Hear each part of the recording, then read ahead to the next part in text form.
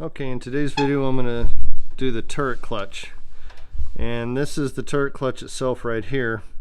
And if you look up here, it's hard to see any other time, but there's a roller right here, this bearing. There's a bell crank that's just forward of it. Normally this is right now high on the cam, so it's raised up, but normally it's down. This little bell crank will be on top of this roller, keeping the turret from advancing. But when the trip lever is pushed, the little bell crank goes forward and allows this to advance one position. But the reason you need the turret clutch is normally the pin hits the trip lever to advance the turret, but when the 5-pin goes through, you don't have that pin doing that. So you need something to advance the turret one system. There's a gear right here. You can see the teeth of the gear, and that's always going to be idle. But whenever this arm right here is pushed, it releases that gear to do one rotation. There's a cam on the bottom of that gear tied up to the trip lever, and it'll advance the trip lever one time to make the turret go past. Right here, if you see that flat piece sticking out just past the snubber, that's the arm that will come around, and right before the 5-pin goes through, it'll stop just before it.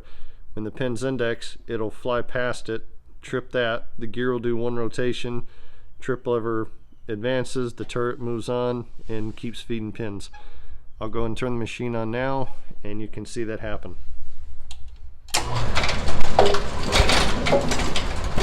Here comes the blade. It's about to hit the arm, waiting for one more pin.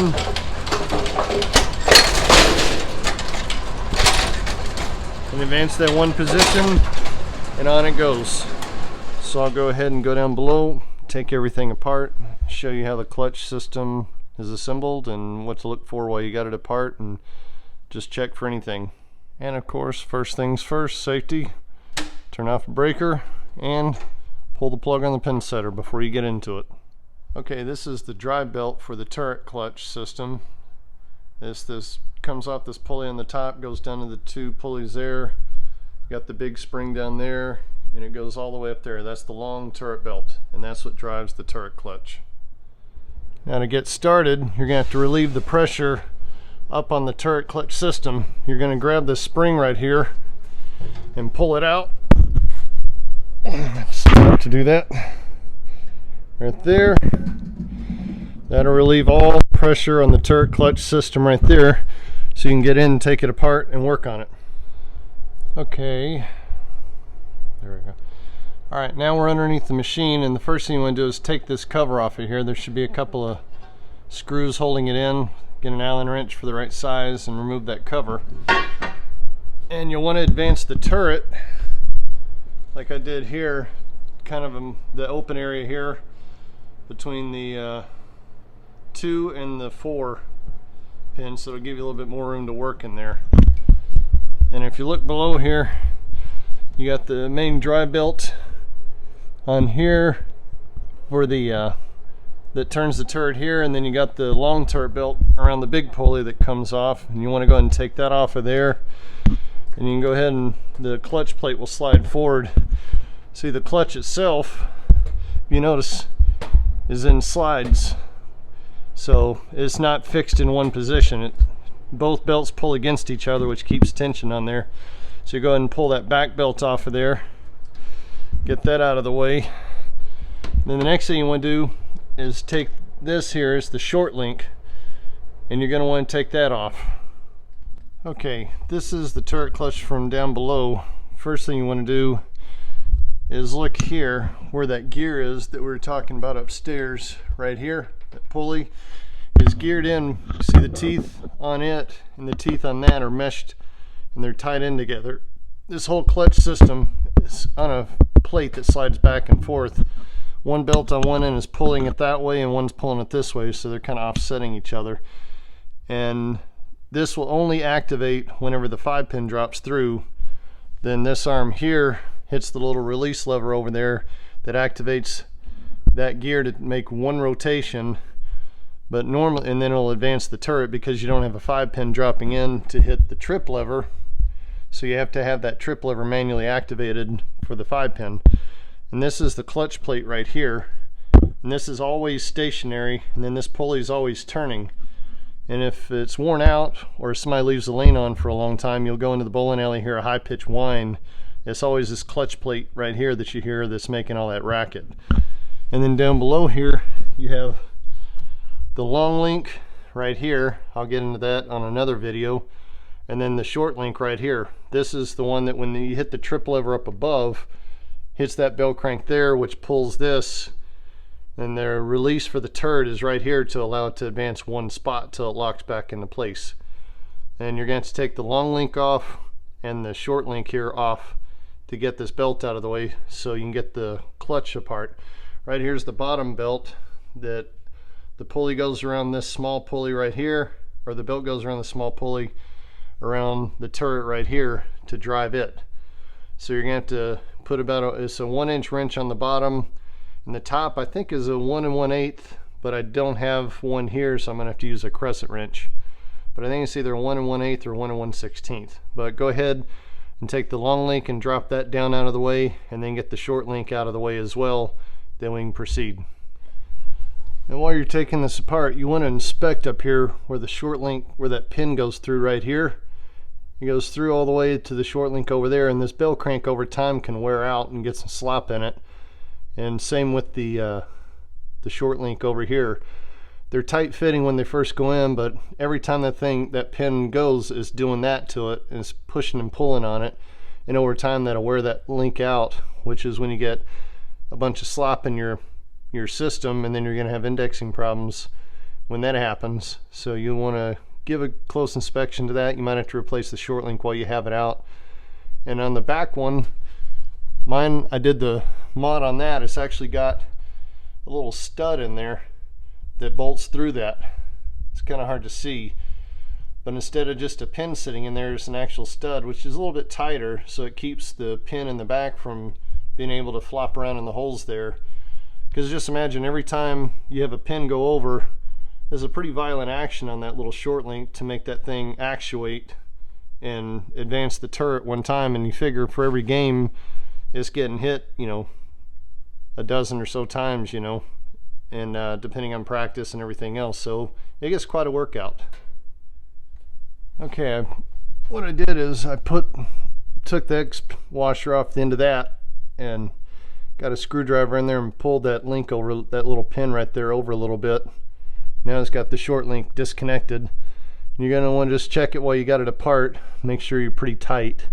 The long link, I've got it hanging down there out of the way too. So now we got everything out of the way up here. We can go ahead and take the clutch system apart. Now I put the 1-inch wrench on the bottom, and I put the crescent wrench up on top on this bolt right here. And remember, it is reverse threaded. So what you're going to do is actually feel like you're tightening it instead of loosening it. It's going to do just the opposite. I'm going to go ahead and pull that bolt out of there and continue disassembly. Okay, I pulled the nut off the top. I'm going to go ahead and pull this down off the bottom. That's the main shaft for the clutch system. And you want to advance the turret over here, kind of in between where you got a good spacing in the turret wires, so you have room to pull this apart. You're going to have to move this little trip lever over here out of the way too. Then you can go ahead and take off your drive pulley, inspect the facings of it, make sure they're not too worn out. And then pull your clutch plate off. Again, take a look at that. Make sure you got pretty good meat on it still. That's pretty good. This actually looks like an old brass plate. So this has probably been on here for quite a while. This pinsetter sat for a number of years in the church without being used. So anything on this pinsetter probably hadn't been replaced in the last 30 years or so. And then after that, you got the spring retainer here and the spring. Pull those guys out of the way, and then I'll go ahead and remove the clutch plate itself. You got to get in just the right position. You can get it out of the slides, so I'm going to probably have to do a little bit more disassembly on it to get it out completely. But there's the plate from below in the slides. Alright, to free up a little bit of room in here to work, there's 2 screws right here, and that little tab comes off, and that'll give a little bit more room to work. So I'm going to go ahead and pull that plate off of there.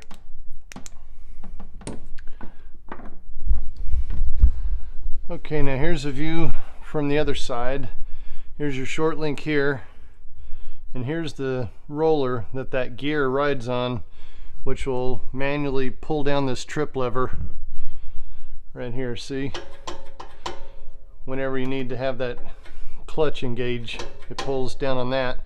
So while you got it apart, here's that link, that mod on here is a bolt actually instead of a pin that goes through there, and it fits a little tighter. You don't want to over tighten it and cause any binding in here, but while you have it out, you want to check and see if you have any play in here, which looks like I do up in that upper bushing. So that's something I'm going to want to have to address at some point, because there's a lot of slop there and you don't want that, because then you're going to have, as I say, you're going to have indexing problems. So I definitely need to take care of that while I got it off. And then also you're going to want to check, you know, your belt condition, your long turret belt while you have it open. Your short turret belt, I got a little damage on the end of it right there, but it's nothing detrimental. The belt looks like it's in good shape. So I'm going to go ahead and move out and start looking at the clutch.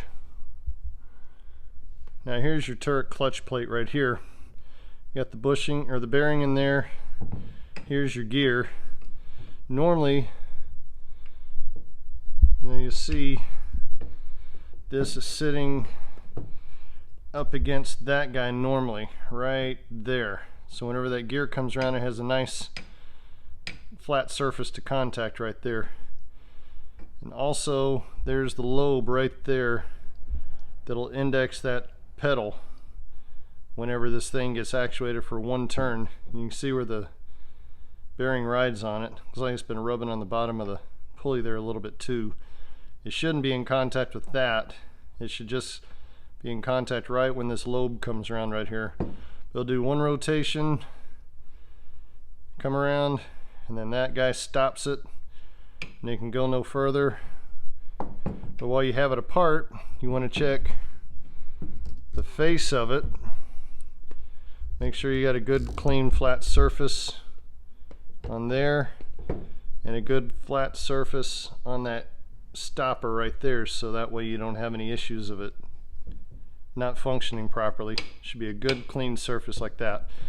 Also, you want to check your bushings in this gear right here. See, this is pretty tight. I have almost no play in that at all, but there's some bushings in there that if you do, just replace those, because you want this to be as tight as possible, because any slop in that will take away from the effectivity of it pushing down whenever it hits the trip lever.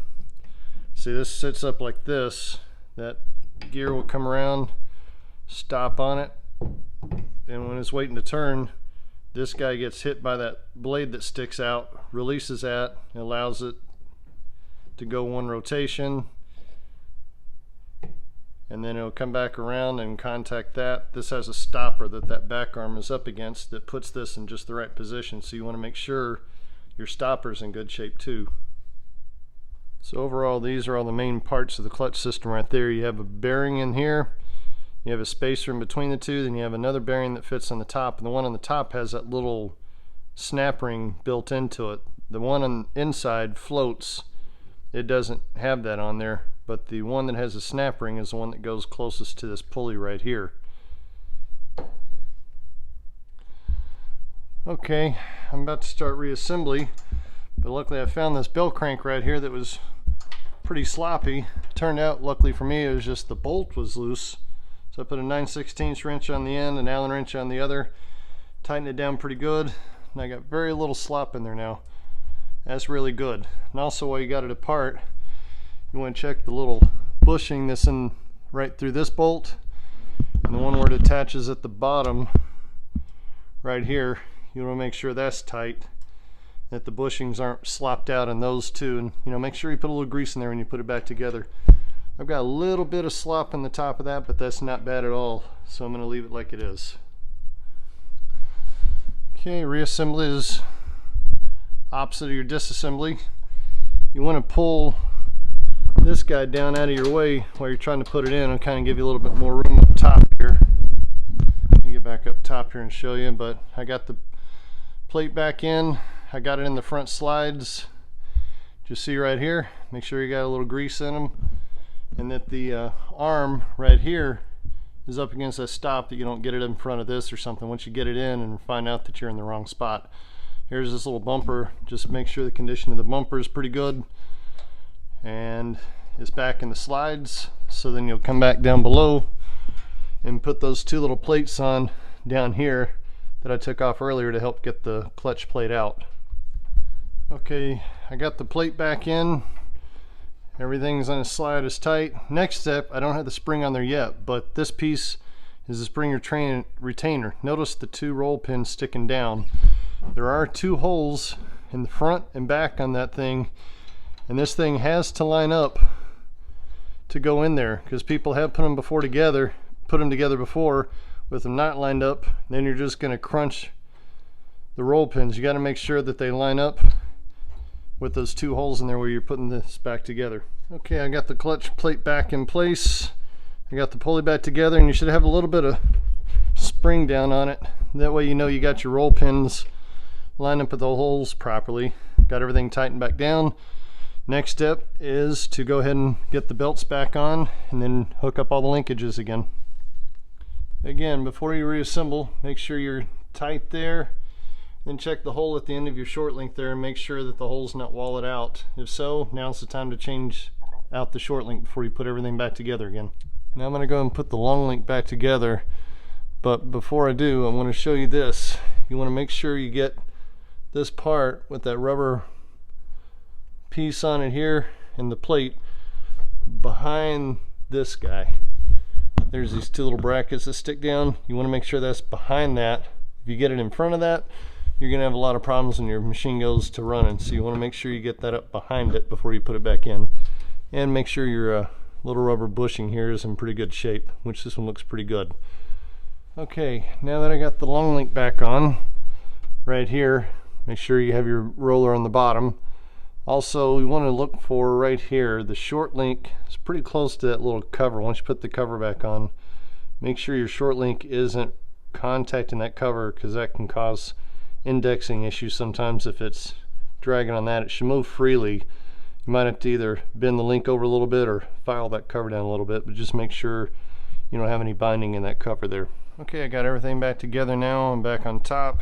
Just got my plug back in. I'm going to turn the machine on and let's test it out and make sure the turret clutch is working. I'll go and get some pins feeding up here.